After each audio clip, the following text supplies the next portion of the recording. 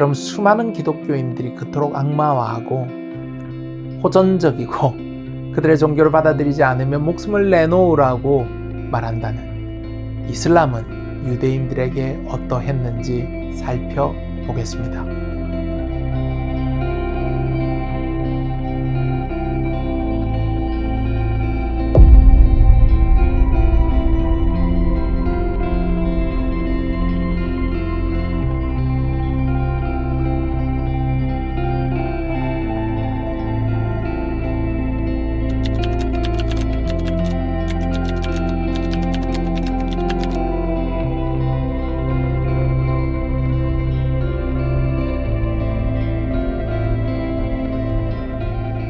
(1945년 5월 14일) 오후 4시 전 세계가 깜짝 놀라는 사건이 일어났습니다. 유대인 기구의 의장이었던 다비드 벤구리온이 이스라엘의 독립선언을 했습니다. 그는 독립선언서를 낭독하면서 초대 총리가 되었습니다. 지금 벤구리온 총리가 독립선언서에 서명을 하는 장면을 보고 계신데요. 전 세계 기독교인들도 깜짝 놀랐습니다. 특히 세대주의적 신앙을 가진 기독교인들은요, 거의 열광을 했었습니다. 근본주의, 세대주의적 신앙관을 가진, 특히 성경이 문자 그대로 성취될 것이라고 믿는 신앙관을 가진 기독교인들은 말세에 일어날 유대인의 회개와 고토로의 귀환을 문자 그대로 믿는데요. 고국 땅으로 돌아오려면 일단 유대인들의 국가가 세워져야 한다고 믿는 겁니다. 그런데 1948년 이스라엘이 건국된 겁니다. 에스겔 36장 24절이 성취되기 시작한 것으로 보고 기독교계가 그야말로 열광의 도가니에 빠졌습니다. 마태복음 24장에 무화과나무 비유에 근거해서 이제 마지막이 정말 가까워 왔다는 증거가 나타났다고 흥분을 감추지 못했었습니다. 많은 목회자들이 이스라엘 건국 자체에 관심을 많이 두는데요. 저도 이런 것이 흥미로운 주제이긴 합니다. 하지만 오늘은 에스겔서의 말씀의 성취나 마태복음 24장에 초점을 두기보다 이스라엘 건국 초기부터 오늘날까지 이스라엘의 인구의 변화에 좀 관심을 가지고 그것을 통해서 이슬람과 연결해서 한번 좀 살펴보고자 합니다. 1948년 이스라엘의 건국 당시 이스라엘 내의 유대인 인구는 약 65만 명에 불과했습니다. 이 중 80%, 한 90% 정도는요, 모두 홀로코스트나 유럽 내의 유대인에 대한 박해를 피해서 탈출하거나 전쟁 후에 세계대전 이후에 홀로코스트로부터 귀환한 유대인이나 유럽계 유대인들, 미주계 유대인의 후손들로 채워졌었습니다. 매우 상식적인 인구 구성이지 않습니까? 당연히 세계대전과 유럽 내의 유대인에 대한 차별과 핍박을 생각하면 그들 중 상당수가 이스라엘로 돌아와 건국을 주도했으리라는 것은 쉽게 생각해 볼 수 있습니다. 이스라엘은 건국선언을 하자마자 그 다음 날부터 아랍 국가와의 전쟁을 하게 됩니다.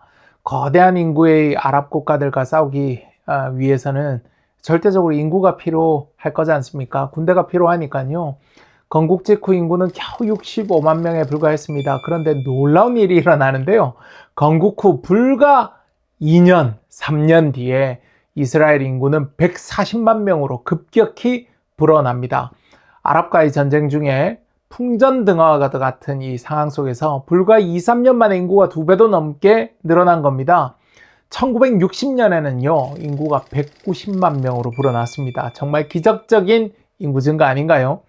가정마다 아이들을 10명씩 낳기 운동이라도 한 것일까요? 아닙니다. 중동과 아프리카 이 지역, 특히 이 이슬람 국가에서 짧게는 수백 년, 길게는 수천 년 동안 유대인 공동체를 형성하고 회당을 만들고 성경을 읽으며 신앙을 유지해 오던 유대인들이 이스라엘의 건국과 중동 전쟁을 기점으로 조상들의 땅으로 쏟아져 들어오기 시작한 것입니다. 이슬람 국가인 이라크에서 유대인 12만 명, 이슬람 국가였던 예멘의 유대인 5만 명을 시작으로 1960년까지 약 80여만 명의 유대인들이 이슬람 지역으로부터 이스라엘로 쏟아져 들어가기 시작했습니다.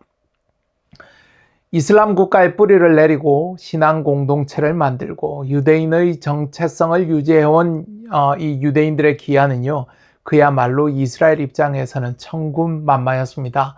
유럽계 출신들이 정치적 기반을 형성해둔 이스라엘은 절대적으로 인구가 부족했었습니다. 영토를 확장하기 위해서 이스라엘 국경 곳곳에 마을을 만들고 정착해서 살 인구, 그리고 아랍의 침공에 물리적으로 맞설 군인, 이 인구가 절대적으로 필요했었습니다.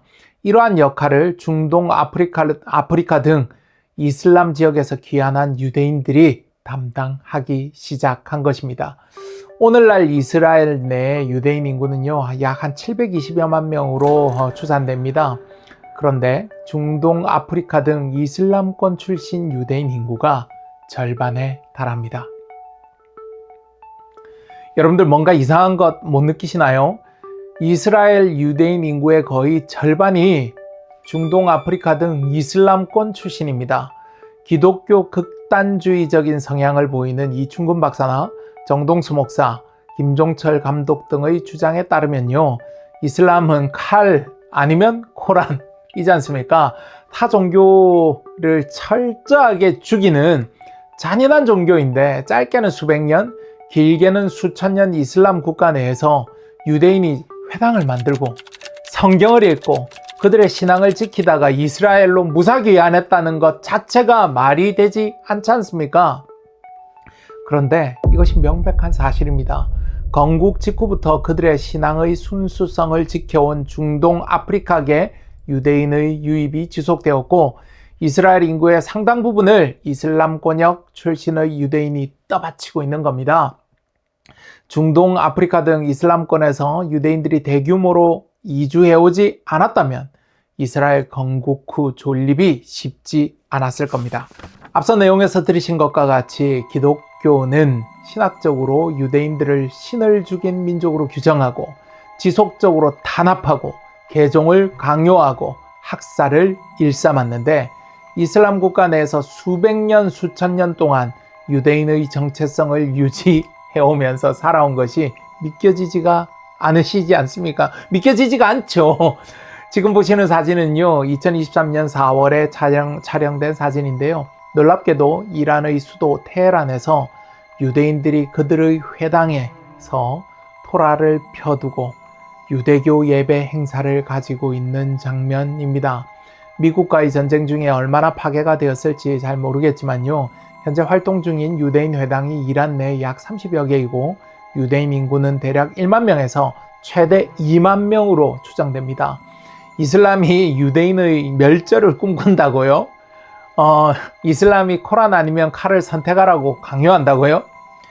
전 세계 시아파 이슬람의 맹주이자 신정국가인 이란에서 유대인들은요, 그들의 종교적 자유를 보장받으면서 존재하고 있습니다. 테헤란을 중심으로 이스파한과 시라즈 등에서 오래된 유대인 공동체가 수천 년 동안 이어져 오고 있습니다. 이슬람이 생기기 한참 오래전인 기원전 539년 고레스 대왕이 내린 기환령에도 불구하고 페르시아 제국 영토 내에서 그대로 남아있기를 선택한 유대인들의 후손들인 것입니다. 무려 2500년 동안 이란 땅에서 식사와 관련한 율법인 코셔를 비롯한 유대교의 종교적 전통을 지키면서 공동체를 유지해오고 있습니다.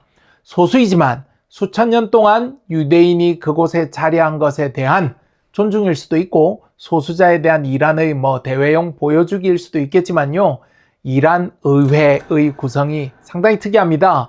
기독교에서 기독교의 2석, 그리고 유대교의 1석 등 조로아스트교한테도 할당을 합니다. 특정 종교에 강제로 의회 의석을 할당합니다. 시아파 종주국 이란의 기독교 의원 의석과 유대교 의석이란 이해가 되지 않지 않습니까? 이해가 되기 어렵습니다. 지금 보시는 이분이 이란 의회 유대인 대표인 호마윤 사메의 야흐 나자파 바디입니다. 비록 이스라엘과 이란의 관계에 따라서 뭐 간첩으로 의심받을 수도 있고 이 시아파 종주국 이란 내에서 살아오는 것이 그리고 페르시아에서 살아오는 것이 2500년 동안 쉽지는 않고 여러 고충과 괴로움이 있었을 겁니다. 그런데 이 유대인들은요, 이스라엘로의 귀환을 거부하고 페르시아 내에서 페르시아인임과 동시에 그리고 이란인임과 동시에 유대인으로서 자부심을 느끼면서 존재하는 유대인 정통 공동체라는 것입니다. 오늘날 이스라엘 유대인 인구의 절반은 중동과 아프리카 출신입니다. 하나님의 은혜로 이스라엘 영토 바로 이웃한 중동과 아프리카 이슬람 세력권 내에서 비록 2등 국민의 지위였겠지만 유대교의 전통을 지켜오다가 이스라엘 건국 직후부터 급격히 빠른 속도로 이스라엘로 이주를 한 것입니다. 역사는 가정이라는 것이 불필요하겠지만요, 이슬람 내에서 보존된 유대인들이 없었다면요, 오늘날 이스라엘을 상상하는 것은 쉽지 않습니다. 아니, 그럼 어떻게 칼 아니면 코란 둘 중에 하나를 강제로 선택하게 하게끔 한다는 이슬람 내에서 유대인들은 어떻게 생존이 가능했을까요? 이것을 이해하려면 우리는 머릿속에 여러 거짓말쟁이 이 기독교인들이 새겨놓은 이슬람에 대한 대표적인 일반화된 거짓말, 칼 또는 코란이라는 신화를 머릿속에서 일단 지우고 딘미라는 이슬람의 제도를 이해해야만 합니다.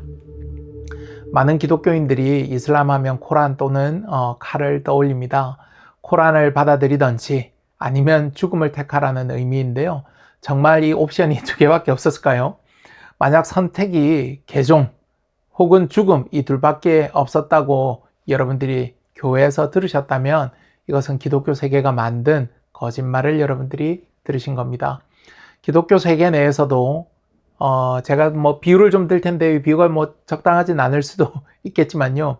삼위일체 신학을 부정하는 뭐 일부가 존재하기는 하지 않습니까? 소위 말하는 그래도 정통 기독교 내에서는 삼위일체를 부정하시는 분들은 아마도 없을 겁니다.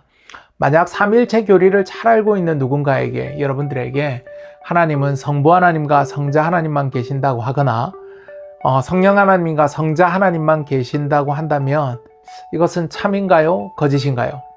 아니면 일부만 참이고 일부만 거짓인가요? 분명히 성부, 성자, 성령 하나님이 계신데 일부러 성령 또는 성자 하나님만 이야기하거나 아니면 뭐 이 성부 하나님만 쏙 뺀다면 우리는 이것은 아마도 가차없이 틀렸다고 말할 것입니다. 왜냐? 셋 중 둘만 말한다고 해서 66.6%는 맞고 나머지는 틀리다라고 할 수 있는 것일까요? 아니죠.